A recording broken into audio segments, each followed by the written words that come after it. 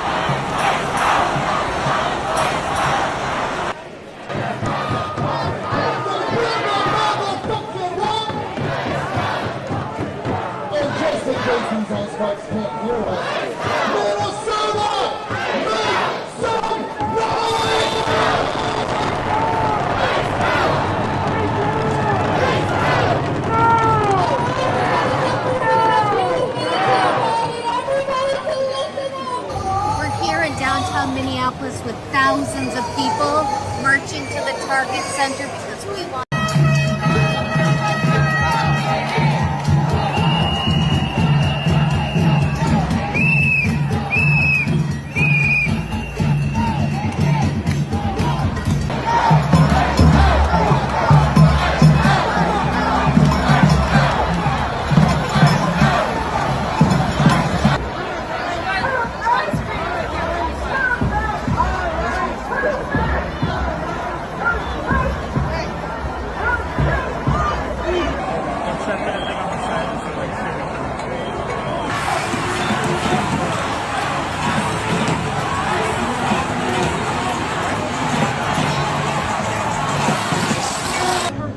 Yeah, well, this is first not how we treat our neighbors.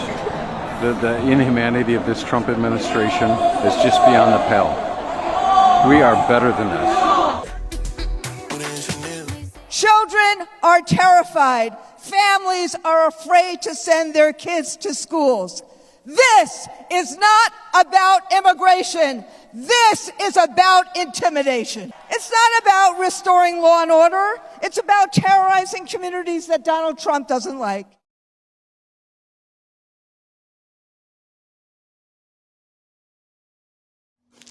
እንግዲህ የተከበራችሁ አድማጭ ተመልካቾቻችን ቪዲዮውን እንዳያችሁትና እንደተመለከታችሁት ጠጠር መጣያ የለም፣ ከቤቱ የቀረ ህዝብ የለም። በተለይ ሚኒሶታ ሁኔታው እጅግ በጣም የተለየ ነው። አስፋልቶቹ፣ ጎዳናዎቹ በሙሉ በተቃዋሚ ተጥለቅልቀው ነው የዋሉት። ይሄ ሁሉ ትውልድ አሜሪካዊ ሰላማዊ ሰልፍ በዚህ ደረጃ የወጣው ከአይሲ ፖሊሶች አፎምዝ ፊት ለፊት ቆሞ በድፍረት የሚጋፈጠው ለራሱ እርቦት ወይም ጠምቶት አይደለም፣ ለራሱ ተፈናቅሎ አይደለም፣ ለኛ ለስደተኞች ብለው ነው። የአይሲ ፖሊሶች ስደተኞችን ያላግባብ እያባረሩብን ነው። ከአካባቢያችን የአይሲ ፖሊሶች ይውጡ። የአይሲ ፖሊሶች ጨካኝ ናቸው። ተኩሰው እየገደሉ ነው። ስደተኞችን እንወዳቸዋለን። ጎረቤቶቻችን ናቸው። በጣም እንወዳቸዋለን። እነሱን አትንኩብን ሲሉ ለኛ ድምጽ ሊሆኑ የወጡ ትውልደ አሜሪካዊ ናቸው እነዚህ። በእርግጥ ስደተኛም አልፎ አልፎ ሊኖር ይችላል ከዚህ መሃል። አብዛኞቹ ግን ስለኛ የሚሞቱ ባለፈው የ37 ዓመቷ እናት በሚኒሶታ ተተኩሶ ባይሲ ፖሊሶች ስትገደል ለኛ ለስደተኞች ብላ ነው። እሷ ኔቲቭ ናት። ምንም የሚጎልባት ነገር የለም። እሷ ብቻ አይደለችም። የሚታሰሩ በየቀኑ ኔቲቭ የሆኑ ትውልደ አሜሪካውያን የትየለሌ ናቸው። ለኛ ብለው ነው። እንደዚህ ሲሆን እጅግ በጣም ደስ ይላል። የመንግስትና የፖሊሲ ለውጥን ተውት፣ ነገ ይቀየራል። ትራምፕ ለጊዜው ሰው ሊጎዳ ይችላል፣ ነገር ግን ነገ የሱ ስልጣን ያበቃል። ከህዝብ ጋር እንደዚህ የጠበቀ ወዳጅነት ግን መቼም ቢሆንም የማይፈታ እንደዚህ ጥብቅ የሆነ ወዳጅነት ዘመናትን የሚሻገር ይሆናል ማለት ነው። በክፉ ጊዜ በዚህ በቸገረን ጊዜ ትውልድ አሜሪካውያን ከኛ ጎን እንዲቆሙ ያስቻላቸው ለትውልድ አሜሪካውያን ወይም ለአሜሪካ አጠቃላይ ትውልድ ኢትዮጵያውያንና ስደተኞች አስተዋጽኦ አድርገው ነበር ማለት ነው። መልካም ነበርን ማለት ነው። ጉዳት አላደረስንም ማለት ነው እንጂ ህዝቡ ቢያምንበት ኑሮ በዚህ ደረጃ ሰላማዊ ሰልፍ አይወጣልንም ነበር፣ ለኛ አይሞትልንም ነበርና ለትውልድ አሜሪካውያን በእውነት ሰላማዊ ሰልፍ ወጥተው ድምጽ ለሆኑ በሙሉ ምስጋናችን እጅግ እጅግ እጅግ ከፍ ያለና የላቀ ነው።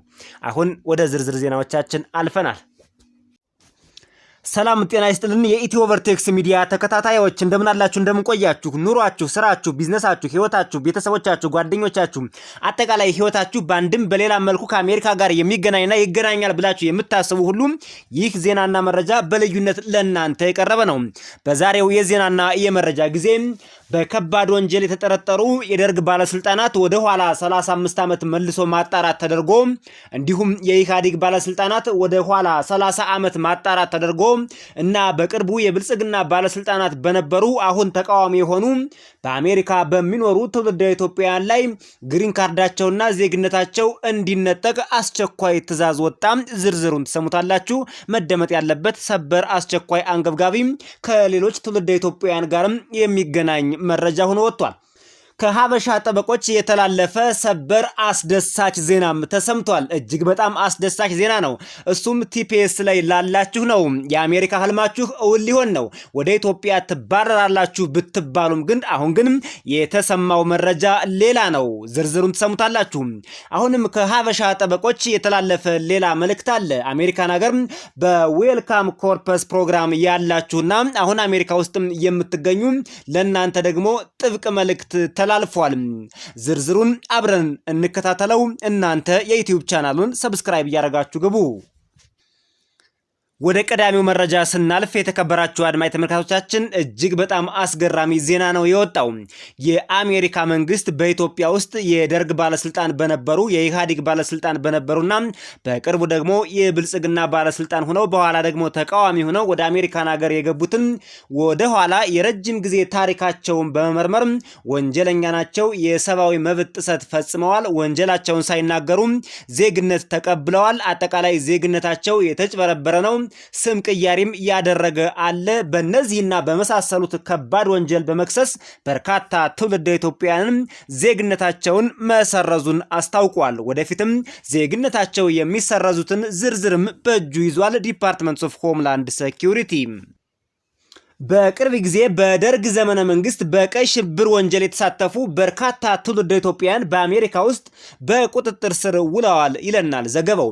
አሜሪካ እነዚህን ሰዎች በዋናነት የሚከሷቸው የኢሚግሬሽን ሰነድ ማጭበርበር በሚል ሲሆን ምክንያቱም ደግሞ ወደ አሜሪካ ሲገቡ ወይም ዜግነት ሲያገኙ ወይም ግሪን ካርድ ሲያገኙ የቀድሞ ወንጀላቸውን ሙሉ በሙሉ በመደበቅና ማንነታቸውንም ጭምር በመደበቅ መሆኑን የአሜሪካ መንግስት የረጅም ጊዜ ወደ ኋላ ተመልሶ የዶክመንት ማጣራት በማድረግ ደርሶበታል የሚል መረጃ ነው እየወጣ የሚገኘው።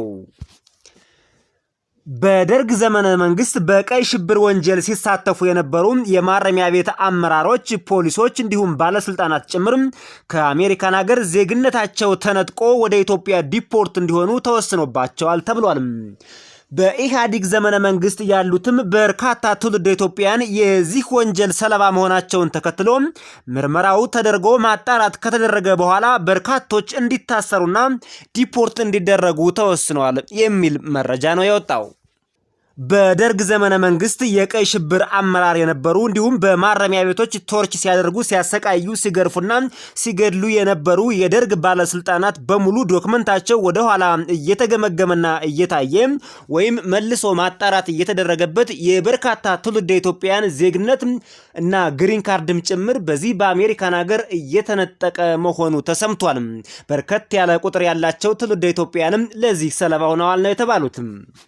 በዚህ ወንጀል የተከሰሱ የኢህአዴግ ባለስልጣናትም በቁጥር በርካታ ናቸው ተብሏል። በተለይ የኢትዮጵያ መንግስት አሁን ያለው የብልጽግና መንግስት አስሮ የፈታቸው በርካታ የኢህአዴግ ባለስልጣናት አሁን ዜግነታቸው ግሪን ካርዳቸውና የአሳይለም ጥያቄያቸው ሙሉ በሙሉ እንደሚነጠቅም የአሜሪካ መንግስት በተለይ ዲፓርትመንት ኦፍ ሆምላንድ ሴኩሪቲ አሳውቋል። የአሜሪካ መንግስት እነዚህን ግለሰቦች የሰሩት ወንጀል እጅግ ከባድና የክፉ መሆኑን ቢያውቅም ባለው ህግና አሰራር መሰረት አሜሪካን ሀገር ለረጅም ጊዜ ማሰር ስለማይችልም ማድረግ ያለበትና የሚወስደው እርምጃ ግን አሜሪካን ሀገር እንዳይኖሩ ዜግነታቸውን ግሪን ካርዳቸውንና ወይም ደግሞ ሌሎች ለግሪን ካርድ የሚያበቁም ጥያቄያቸውን ሙሉ በሙሉ መሰረዝ ነው ተብሏል። እንግዲህ ትውልደ ኢትዮጵያውያን ከዚህ የምንረዳው የትራምፕ አስተዳደር ከአሜሪካ ለማባረር የማይፈነቅለው ድንጋይ እንደሌለው ለመረዳት ተችሏል። በእርግጥ የደርግ ባለስልጣናት ኢትዮጵያ ውስጥ የሰሩት አሰቃቂ ግፍ በሰው ልጅ ላይ የፈጸሙት የሰብአዊ መብት ጥሰት እውነት ስቅላት እንጂ በስራትና በግሪን ካርድ ነጠቃ በዜግነት ነጠቃ ብቻ የሚማር አይደለም። ወንጀላቸው የክፉ ነው። የኢህአዴግ ባለስልጣናትም በዚህ ዝርዝር ውስጥ አብረው ተካተዋል። አሁን በብልጽግና ባለስልጣን ሆነው ቆይተው ወደ አሜሪካን ሀገር ጥገኝነት ጠይቀው የሄዱት ደግሞ ከብልጽግና ጋር ወደ ግጭት በመግባት ወይም ደግሞ የብልጽግና ተቃዋሚ በመሆን ወደ አሜሪካን ሀገር የገቡት ደግሞ እነሱንም ጭምር ይጨምራል ነው የተባለው መረጃው። እንግዲህ በአሁኑ ሰዓት አሜሪካን ሀገር በቲፒኤስ ወይም በቴምፖራሪ ፕሮቴክሽን ስታተስ ላይ ላሉ ትውልደ ኢትዮጵያውያን የተሰማውን ሰበር የደስታ ብስራት ከማብሰራችን በፊት አንድ ዜና እናስቀድም። ይህም ከኢትዮጵያ ወይም ከሀበሻ ጠበቆች የተላለፈ መልእክት ነው። የዲፓርትመንት ኦፍ ሆምላንድ ሴኩሪቲ በዌልካም ኮርፐስ ወደ አሜሪካ የመጡ ስደተኞችን ሁሉ ወይም ሁሉንም በሚባል ደረጃ ለድጋሜ ኢንተርቪው በሚል በአካል ተገኝተው ሪፖርት እንዲያደርጉ አስቸኳይ ትዕዛዝና ጥሪ አቅርቧል። ይሄ ዌልካም ኮርፐስ የሚባለው አንዳንዴ ፕሮናውንስ ያደርጉት ዌልካም ኮር ይሉታል፣ ፒን አንዳንዴ ሳይለንት ያደርጓታል። ለማንኛውም ዌልካም ካለ በኋላ CORPS ይሄኛው ነው ማለት ነው። ዌልካም ኮርፐስ የሚባለው ነው። እንግዲህ የተለያየ ፕሮናውንሴሽን ሊኖረው ይችል ይሆናል፣ ግን ዋናው ዓላማው ምንድነው? ይህ ፕሮግራም ሲጀመር ምንድን ነበር የሚደረገው ወይም አሰራሩ እንዴት መሰላችሁ? አሜሪካን ሀገር የሚገኝ ማንኛውም ሰው የምታውቁትም የማታውቁትም አሜሪካን ሀገር ዜግነት ያለው ተብሎ የሚታሰብ አሜሪካን ሀገር ተወላጅ የሆነ እናንተን ይወቃችሁም አይወቃችሁም ዘመድ ይሁንም አይሁንም ማለት ነው እናንተን መተባበር ከቻለና ስፖንሰር ማድረግ ከቻለ ወይም እስከቻለ ድረስ ወደዚህ ወደ አሜሪካን ሀገር ዜጎች እንዲመጡ ይደረግ ነበር። ይህ እጅግ መልካምና ደስ የሚል ፕሮግራም ነበር። በርካታ ትውልደ ኢትዮጵያውያን አሜሪካን ሀገር ስፖንሰር እያፈላለጉ በተለይ ሀበሾች ስለሚተዋወቁም በመተዋወቅም በምንም በእርግጥ መተዋወቅ ወይም ዝምድና አይጠይቅም። ባጭሩ ይሄ ነገር ማንኛውም ትውልደ ኢትዮጵያውያን ስፖንሰር የሚያደርገው ነው። ወይም ማንኛውም አሜሪካዊ የሆነ ትውልደ ኢትዮጵያውያን ያልሆነው ሁሉ ስፖንሰር ማድረግ ይችላል። ነጮችም ስፖንሰር ማድረግ ይችላሉ። እንደሚታወቀው ወደ አሜሪካን ሀገር የሚመጣው በቤተሰብ ሲሆን ባል ሚስቱን፣ ሚስት ባሏን፣ እንዲሁም ልጆቻችን፣ እናት አባታችን፣ ወንድም እህቶቻችን እነዚህን ነው ማምጣት የሚቻለው። ይሄ ዌልካም ኮርፕ የሚባለው ፕሮግራም ግን እጅግ በጣም ደስ የሚል ፕሮግራም ነው። ምንም ዝምድና አያስፈልግም፣ የትዳር አጋር አያስፈልግም፣ እናት አባት ቤተሰብ አያስፈልግም። ብቻ አሜሪካን ሀገር የሚኖር የአሜሪካ ዜጋ የሆነ ሰው እናንተን ስፖንሰር አድርጎ ወደዚህ ወደ አሜሪካን ሀገር ማምጣት የሚችልበት እጅግ አሪፍ አሰራር ነበር። እሱ ፕሮግራም ተቋርጧል። ከተቋረጠ ቆይቷል። 1 ዓመት ሆኖታል። የባለፈው ጃንዋሪ 2025 የተቋረጠ ፕሮግራም ነው። ትራምፕ ወደ ስልጣን እንደመጡ ኢሚዲየትሊ ይሄን ፕሮግራም አቋርጠውታል። መቼም ፕሬዚዳንት ትራምፕ ለስደተኞች ጸረ ስደተኛ ናቸው በነገራችን ላይና ፕሬዚዳንቱ ወደ ስልጣን እንደመጣ የተቋረጠ ፕሮግራም ነው። ነገር ግን በዚህ ፕሮግራም መጥተው አሁን ወደ ግሪን ካርድ ፕሮሰስ ያደረጉ ዜግነት ላይ የሚደረሱም ሊሆኑ ይችላሉ። ዋትኤቨር እነዚህን በሙሉ ወደ ዲፓርትመንት ኦፍ ሆምላንድ ሴኩሪቲ እየመጡ ወደዛ እየቀረቡ ተጨማሪ ድጋሚ ኢንተርቪው እንዲደረግላቸው ተደርጓል። ስለዚህ ትውልደ ኢትዮጵያውያንም ጥሪው ደርሷቸዋል ማለት ነው። የሚያሳዝነው ሁኔታ ግን ይህ ጥሪ ድጋሚ ኢንተርቪው ለማድረግ ብቻ አይደለም፣ ለመረጃ ብቻ አይደለም። ከጀርባ እጅግ አደገኛ ተንኮል አለው።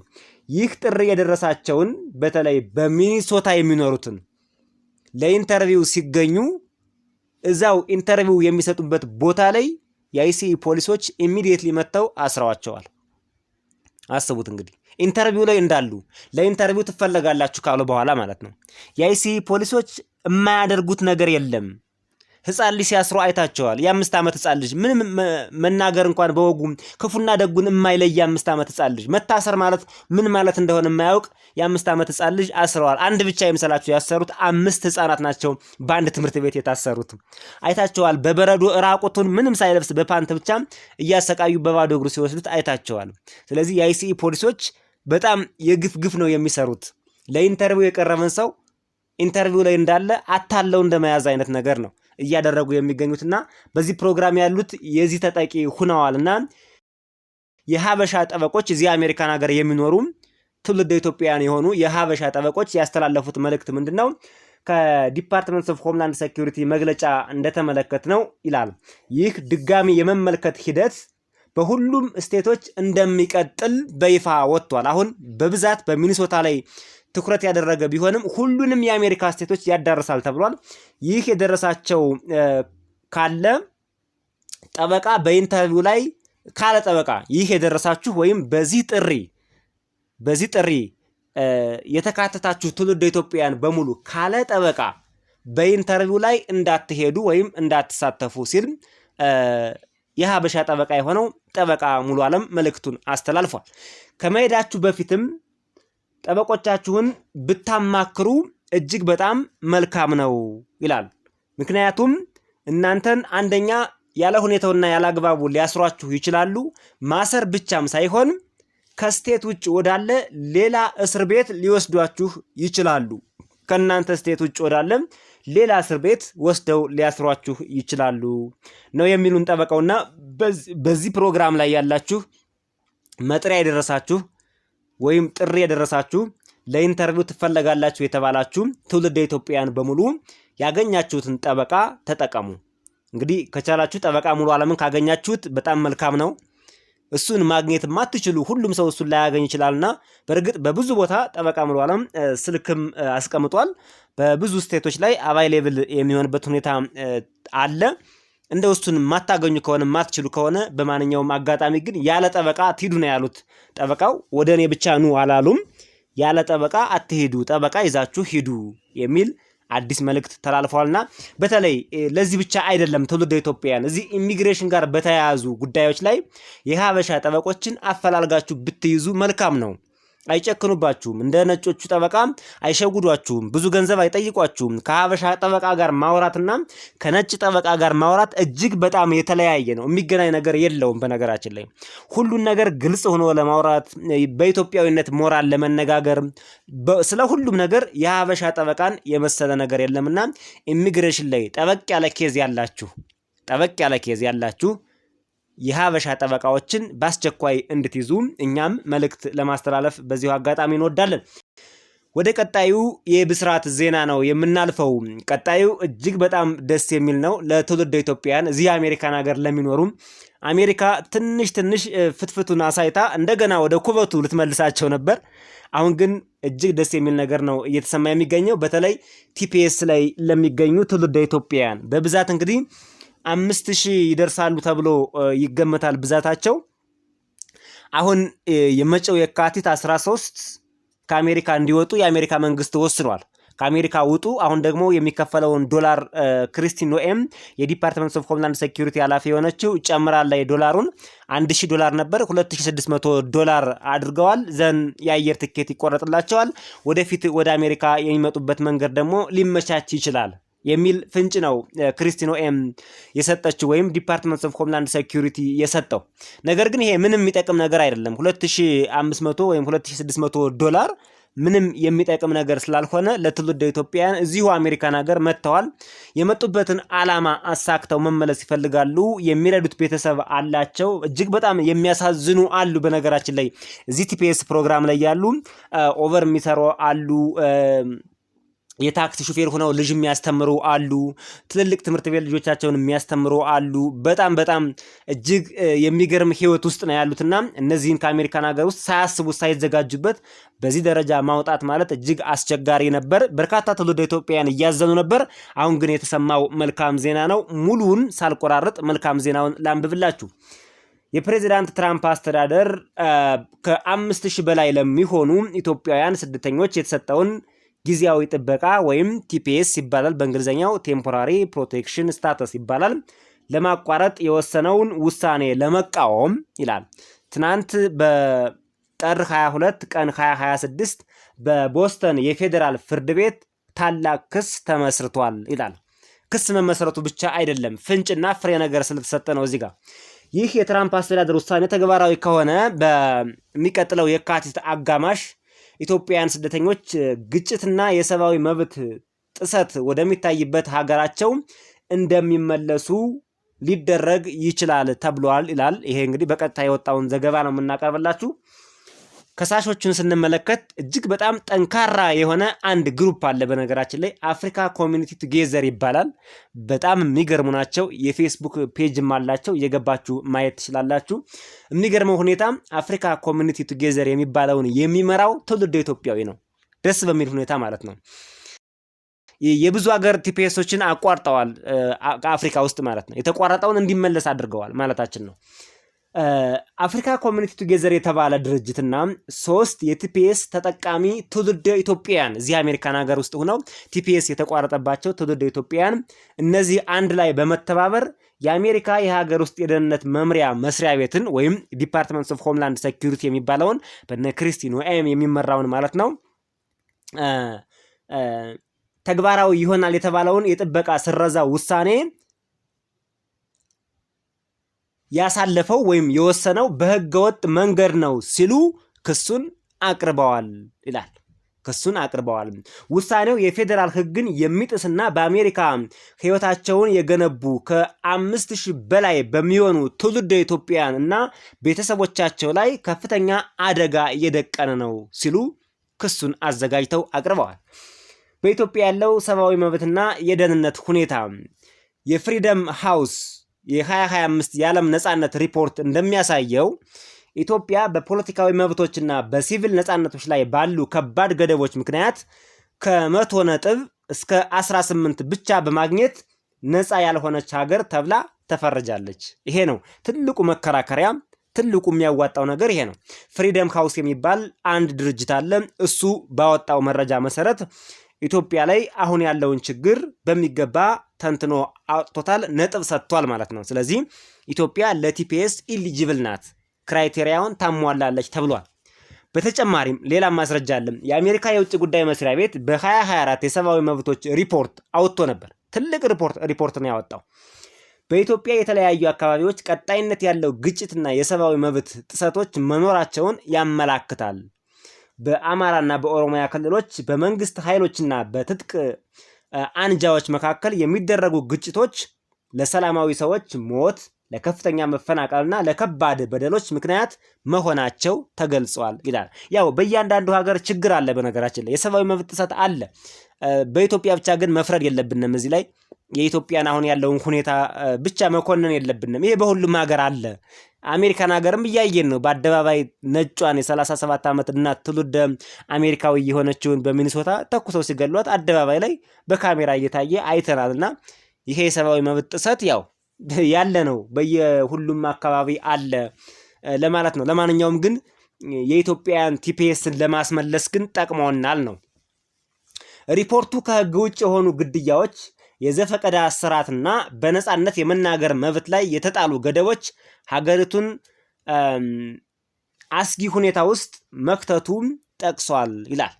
እንግዲህ ይሄን ለማስመለስ የሄዱበት ሁኔታ ነው ያለው ማለት ነው።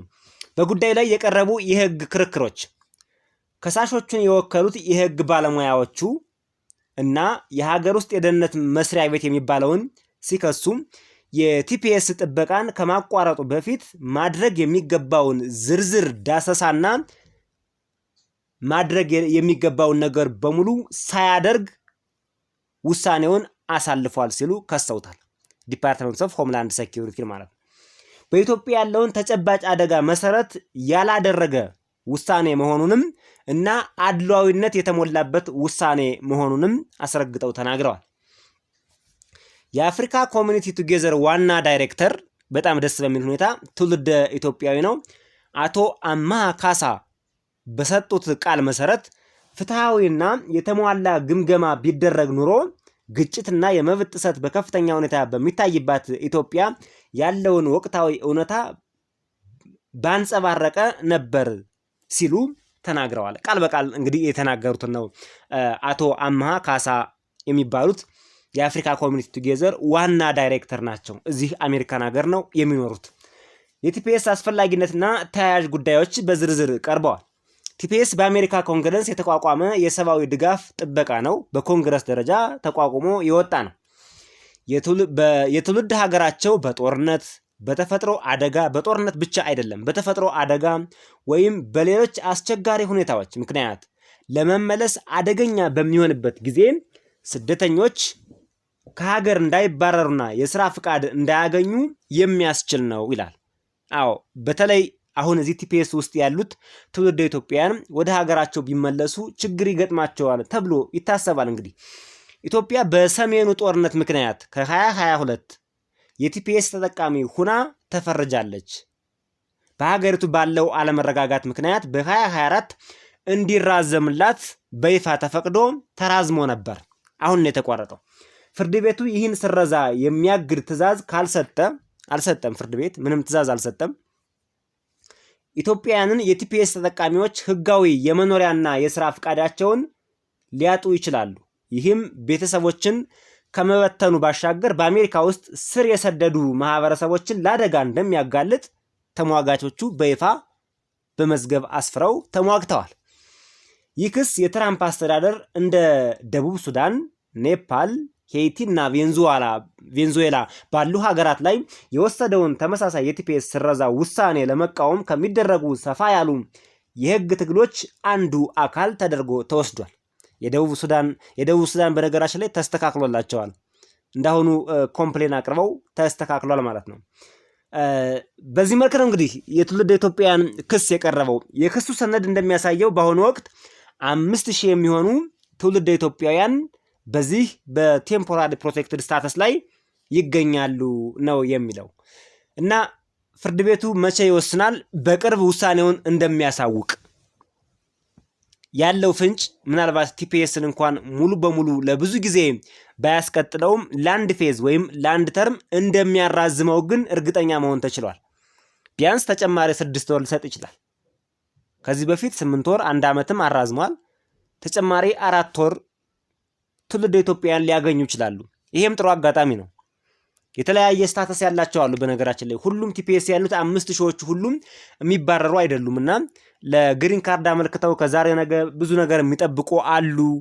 ብቻ አሪፍ ነገር ነው ለትውልደ ኢትዮጵያውያን። ይህ ነገር እጅግ በጣም ጠቃሚና ደስ የሚል የብስራት ዜና መሆኑን ለማብሰር ነው። የተከበራችሁ አድማጭ ተመልካቾቻችን ለዛሬ ለትውልደ ኢትዮጵያውያን ቢሰሟቸው መልካም ነው፣ ያስፈልጋሉ፣ ይጠቅማሉ ያልናቸውን ዜናዎችና መረጃዎች በዚህ መልክ አቅርበንላችኋል። በሌላ ዜናና መረጃ እስከምንገናኝ በያላችሁበት ሰላም ቆዩን።